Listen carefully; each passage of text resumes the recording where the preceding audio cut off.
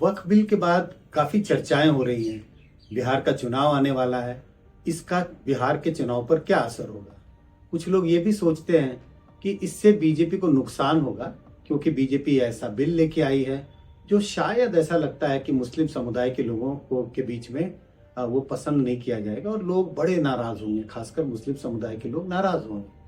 अगर आप बिहार के चुनाव को देखें तो मुस्लिम मतदाताओं की का महत्व है। मुस्लिम मतदाताओं की तादाद लगभग 17-18% है बिहार के मतदाताओं के बीच। अब सवाल ये है, क्या ये नाराज होकर बीजेपी को वोट नहीं करेंगे। इसी साल चुनाव है, अक्टूबर के महीने में चुनाव होने वाला है।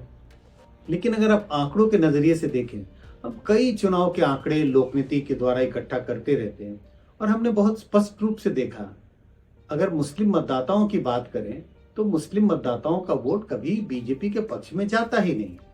जब जब बीजेपी ने जेडीयू के साथ गठबंधन किया, तब थोड़ा बहुत मुस्लिम वोट उनके पक्ष में जाता है। और जब मैं थोड़ा बहुत कह रहा हूं, मैं आंकड़ों का सहारा लेता हूं, तो आंकड़ों के नजरिए से देखें तो लगभग ये कभी 10%, कभी 12%, कभी 15% मुस्लिम वोट जेडीयू और बीजेपी के पक्ष में जाता रहा है।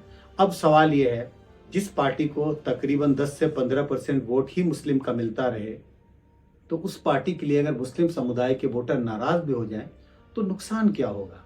तो मुझे लगता है ये जो चर्चाएं बहुत गर्म हैं कि मुस्लिम वोट का नुकसान होगा बीजेपी को वक्फ बिल आने के बाद, मुझे लगता है अगर आंकड़ों के नजरिए से देखें तो इसमें कोई तथ्य नहीं है, क्योंकि मुस्लिम वोट बिहार के तमाम चुनाव में ज्यादातर आरजेडी को ही मिलता रहा है।